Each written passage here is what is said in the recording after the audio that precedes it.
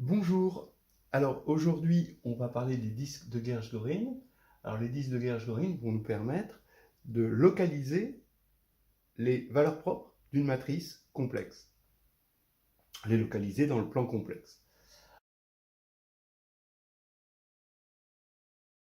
Donc j'attaque tout de suite avec le théorème qui est assez simple à démontrer, vraiment élémentaire. Soit A, la matrice AIJ dans Mn2C, on va appeler D la réunion des disques DI, qui sont des disques, on va les prendre fermés. DI, c'est le disque fermé de centre AII, ou si vous préférez le point d'affixe AII, et de rayon, somme de J différent de I des modules des AIJ. D'accord ? Donc ces données se voient sur une ligne de la matrice. La donnée DI se voit sur une ligne de la matrice. Donc vous prenez le centre ici et le rayon, c'est ça. Donc les valeurs propres de A sont toutes dans D. Voilà, donc ça permet de les chercher dans un domaine bien délimité, bien circonscrit. La preuve est simple. Lambda étant une valeur propre de A, il va falloir montrer que lambda est dans D. C'est-à-dire qu'il existe un I tel que lambda est dans DI. Il se trouve que lambda étant une valeur propre, on peut dégager un vecteur propre. Voilà. Et ce vecteur propre, étant donné qu'il est propre, il est non nul. Alors on choisit le I0 de sorte que le max du module DVI est atteint. Voilà.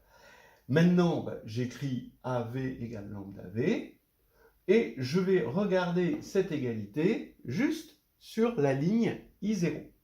Donc ça va me donner évidemment AI01 V1 plus, bon là, AI0 I0 VI0 plus AI0N Vn égale lambda VI0. Voilà. Et bien maintenant, bon, c'est vraiment évident, je passe lui de ce côté-là, d'accord, lui va aller là, je mets en facteur VI0, je divise par VI0, qui est non nul, ensuite je regarde le module, donc ce que j'ai ici, quand je vais prendre le module et que j'ai divisé par VI0, ça va être exactement ça, et de l'autre côté, je vais avoir une somme avec des VJ sur VI0, dont le module est inférieur à 1, puisque lui est maximum. Donc, j'ai plus qu'à appliquer l'inégalité triangulaire pour avoir cette inégalité. Là, j'ai bien les J différents de I0, parce que j'ai viré cette partie-là de l'autre côté. Et bon, voilà, j'ai cette inégalité, ce qui prouve que lambda est dans DI0, et donc est bien dans D. Voilà un théorème assez simple qui ne demande finalement que l'inégalité triangulaire, mais l'interprétation d'une valeur propre avec un vecteur propre. Bon, ça va, c'est quand même raisonnable comme difficulté. Alors, pensez quand même à des exemples, à des petits exemples simples. D'abord la matrice diagonale. La matrice diagonale, les disques, ça va être quoi ? Ça va être des disques ici de centre AII et de rayon nul. D'accord ? Bon, voilà, donc effectivement, les valeurs propres de la matrice diagonale, ce sont les AII, donc bon, là c'est précisément localisé. Les matrices triangulaires, alors là, les DI sont non nuls, parce que là c'est triangulaire, donc ça, a priori, c'est non nul, mais on voit bien que ça marche bien, c'est-à-dire qu'on a bien une localisation, puisque les valeurs propres sont les AII. Ici, on est dans le cadre où les valeurs propres sont exactement les centres des disques, ici, de Gershgorin. Bien. On peut regarder pour la matrice compagnon. Alors, c'est toujours la même mécanique. On part d'un polynôme unitaire de degré n, d'accord ? Et on va avoir des renseignements sur ces racines, parce que ces racines sont les valeurs propres de la matrice compagnon. Et là, on va tomber finalement si on regarde bien, si on applique le disque de Gersh-Göring, on va tomber sur ce qu'on appelle la bande de Cauchy. Voilà. Bon, je vous laisse regarder ça. C'est des exemples élémentaires qu'on peut faire tout seul à la main. Un petit corollaire à ce théorème pour l'instant, eh bien, on obtient un critère d'inversibilité qui est pas cher. Si, quel que soit I, la somme des modules de AIJ, J différent de I, est strictement inférieure à AI, alors A est inversible. Ben oui. Pourquoi? Ben puisque quand on va, voilà AII, d'accord? Et pour tout I, vous voyez que le rayon ici du disque de Gersh-Göring, qui est là, est strictement inférieur à AII. Donc ça veut dire que 0 est à l'extérieur du disque pour tous les disques, donc 0 n'est pas valeur propre. Et 0 n'étant pas valeur propre, ben ça veut dire que A est inversible. Voilà, c'est simple comme bonjour. Alors maintenant, ben voilà, on va faire notre petite cuisine. On a nos disques de Gersh-Göring et on va y rajouter des ingrédients supplémentaires. Le hachis, bien sûr, et le parmentier. Alors, premier ingrédient, la dualité, et puis ensuite, deuxième ingrédient, la continuité. un brin d'humour ne fait jamais de mal. Donc on va voir ce qui se passe par dualité, et ensuite, plus important, on va voir ce qui se passe par continuité.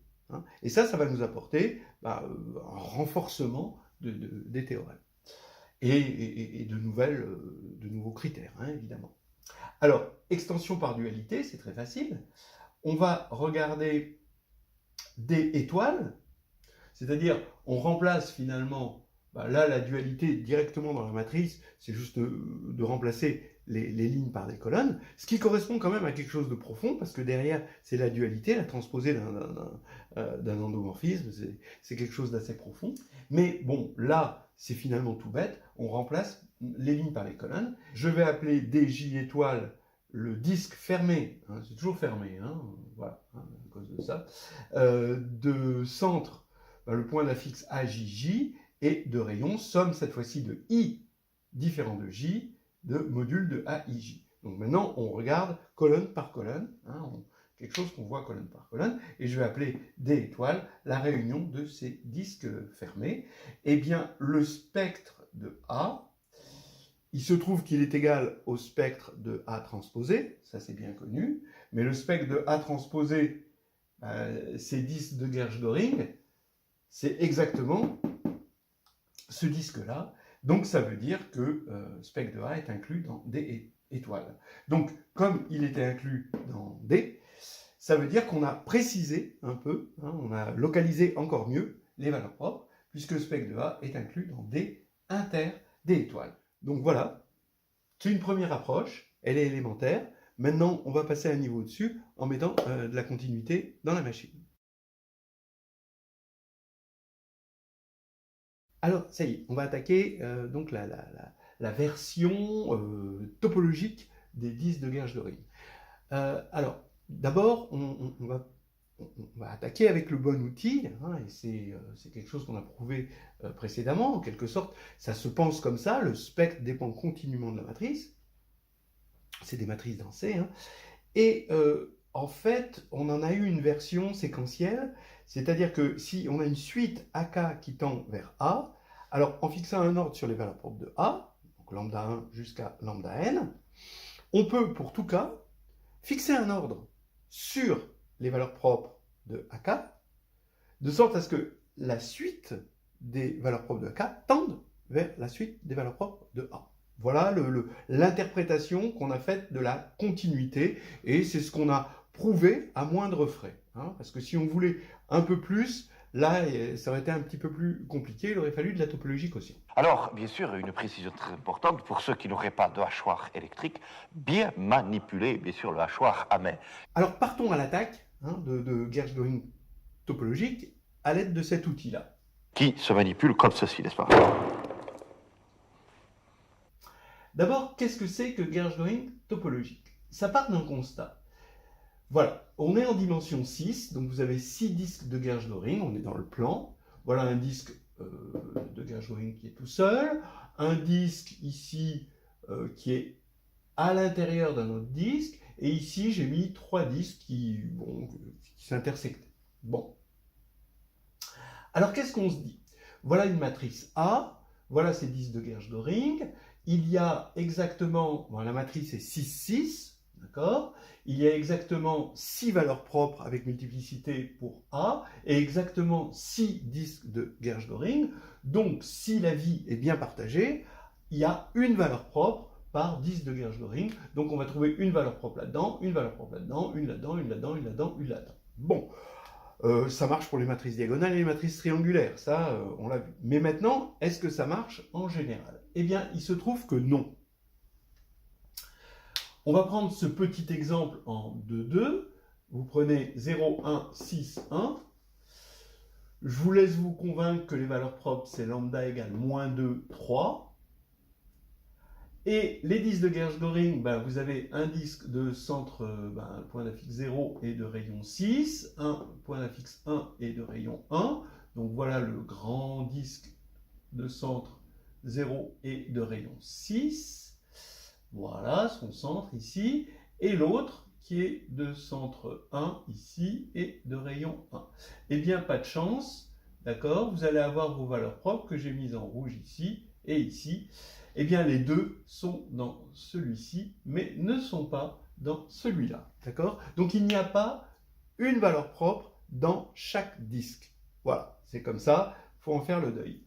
Donc, qu'est-ce qui se passe? En fait, la vérité est topologique, c'est-à-dire qu'il va y avoir deux valeurs propres là-dedans, une valeur propre là-dedans et trois valeurs propres là-dedans, sans qu'on puisse dire où sont les valeurs propres exactement, mais globalement, il va y avoir le bon nombre de valeurs propres, mais dans chaque composante connexe. Il faut changer dans l'idée qu'on se fait du placement des valeurs propres, la notion de disque de Gersh-Göring en la notion de composante connexe de disque de Gersh-Göring.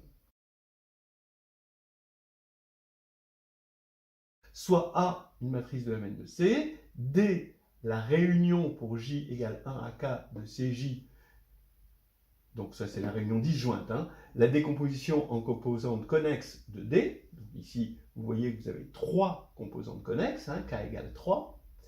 Pour tout J, J de 1 à K, donc ici pour les 3 là, soit Nj le nombre de disques dj dans Cj. Donc ici, si on les appelle 1, 2 et 3, vous avez N1 égale 2, N2 égale 3, N3 égale 1. Alors, il y a exactement Nj valeurs propres de A dans Cj. Voilà, donc il va y avoir 2 valeurs propres là-dedans, 3 valeurs propres là-dedans et une valeur propre là-dedans. Voilà. Alors, allons-y. Je vais dire que A possède la propriété P s'il y a justement exactement Nj valeurs propres de A dans Cj. Et donc voici la preuve. Alors, donc vous pouvez la trouver dans le carnet de voyage en algébrie 1.3.43. Alors regardez, je vais juste vous donner l'idée déjà dans un premier temps qui est lumineuse. On va regarder A de T, c'est la matrice AIJ de T, telle que AII de T, c'est AII, donc ça ne change pas. Par contre, si J est différent de I, AIJ de T, c'est TAIJ. Ça veut dire que A de T, ça va être un chemin dans l'espace Mn de C qui va relier A de 0 à A de 1. Mais A de 0, quand on a posé ça égale 0, il ne va rester plus que la diagonale. Donc c'est la diagonale des AI, qu'on connaît bien, on l'a vu en exemple. Et A de 1, évidemment, c'est A. D'accord? Donc on relie quelque chose dont on domine bien les valeurs propres vers quelque chose que l'on domine moins. Et on relie continuellement. Voilà, donc vous voyez l'idée. L'idée c'est quoi? C'est que ici, les valeurs propres, c'est justement les centres des disques de Gersh-Göring. Donc là, les valeurs propres, elles sont là. Et ensuite, elles vont, comme le spectre est continu en A, elles vont aller se balader. Mais quand elles vont se balader, selon le chemin, elles peuvent à la limite changer de disque, mais elles ne vont pas faire des sauts. Elles ne vont pas sauter vers, parce que c'est continu. D'accord? Voilà. Donc, voilà. Je pense que déjà, moi, déjà là, je suis convaincu. Mais maintenant, comme on a un théorème un peu lourd, faute d'outils adéquats, on va quand même le démontrer avec l'outil qu'on a. Hein. Donc, voici une preuve. Allons-y. Soit I, c'est l'ensemble des T de 0 à 1, hein, évidemment, tel que A de T vérifie P. Donc, 0 appartient à I. D'accord ? Puisque, ici, hein, on connaît bien les valeurs propres, et elles sont situées exactement là où on veut. Et ce que l'on veut, c'est que A vérifie la propriété P, c'est-à-dire que 1 appartienne à I. Voilà. Donc maintenant, I est non vide, on est content. On va pouvoir appeler petit s la borne supérieure de grand I. Et j'affirme déjà que petit s est un max. Donc ce que je veux montrer, évidemment, c'est que s égale 1.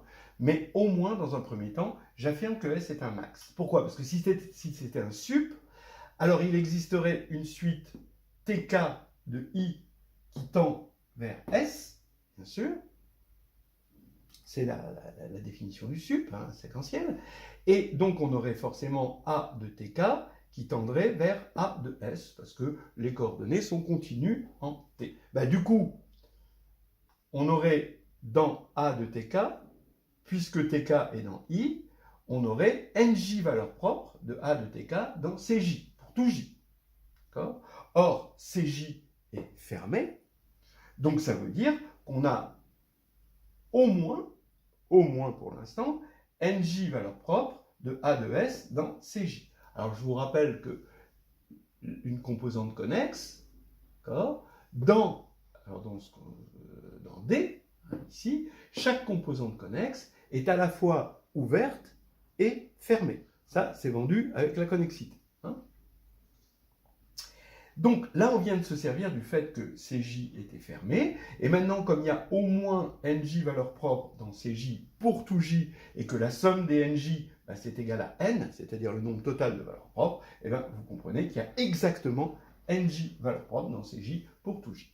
Donc, on a montré que S était dans I, et donc finalement que S est un max. Alors maintenant, montrons que ce max S est égal à 1. Et on suppose par l'absurde que S est strictement plus petit que 1. Ça veut dire qu'on va avoir S plus 1 sur K, alors à condition évidemment que S plus 1 sur K soit inférieur à 1, c'est-à-dire K supérieur à 1 sur 1 moins S. Eh bien ça va être une suite de 0, 1, d'après cette condition, moins I, puisque le max c'est S, qui tend vers S, évidemment. D'accord? Donc, puisque cette suite tend vers S, on a A de S plus 1 sur K tend vers A de S. D'accord? Ça, c'est clair. Maintenant, on va utiliser le fait que Cj est ouvert. Oui, Cj est une composante connexe, donc c'est à la fois ouvert et fermé. Tout à l'heure, on s'est servi du fait que Cj était fermé. Là, maintenant, on va se servir du fait que c'est ouvert. Eh bien, comme Cj est ouvert, ici, pour chaque... on a ordonné hein, les valeurs propres de A de S, d'accord? Et pour chaque rang, ici, on va choisir la valeur propre qui est à ce rang, puisqu'on l'a ordonné, A de S, et on va avoir, puisqu'on a réordonné ici les suites de valeurs propres pour chaque cas, on va avoir une suite hein, de valeurs propres qui va tendre ici vers la valeur propre qui a été choisie de A de S, d'accord? Et vu que la limite est égale à cette valeur propre-là, alors pour tout ouvert, je peux trouver un rang à partir duquel je mets toutes hein, mes valeurs propres choisies ici sont dans l'ouvert. Donc comme Cj est ouvert, à partir d'un certain rang, il va y avoir toutes les valeurs propres dans cet ouvert, donc dans Cj. Voilà. Ce qui veut dire qu'on va pouvoir faire ça sur nj valeurs propres de ça, et on va avoir au moins nj valeurs propres dans Cj. Alors, le même raisonnement que tout à l'heure, va dire comme il y a n valeurs propres en tout, et que la somme des nj, ça fait n, et donc ça va nous faire nj valeurs propres exactement pour la matrice A de S plus 1 sur K, K étant assez grand. Voilà. Et ça c'est absurde puisque, par construction, A de S plus 1 sur K ne vérifie pas la propriété P. Voilà, donc on a démontré ce théorème qui n'est pas si difficile finalement, et si on n'est pas déjà convaincu en lisant Histoire hédoniste de groupes de géométrie et CVA que topologie et réduction font bon ménage, là on finit de l'être. Comme corollaire, regardez un joli critère de diagonalisabilité. Si les disques de Gershgoring sont 2 à 2 disjoints, alors A est diagonalisable. Ben oui, parce que s'ils sont 2 à 2 disjoints, voilà, les composantes connexes, on sait que les valeurs propres vont être ici. On aura donc des valeurs propres 2 à 2 distinctes, et là c'est terminé. On sait que c'est diagonalisable, donc on a un petit critère de diagonalisabilité vite vu, d'accord, on le vérifie tout de suite sur la matrice, et c'est assez immédiat. Évidemment, la réciproque est fausse, mais c'est un petit critère bien sympathique, et qui nous est apporté par la topologie. J'ai beau être matinal, j'ai mal.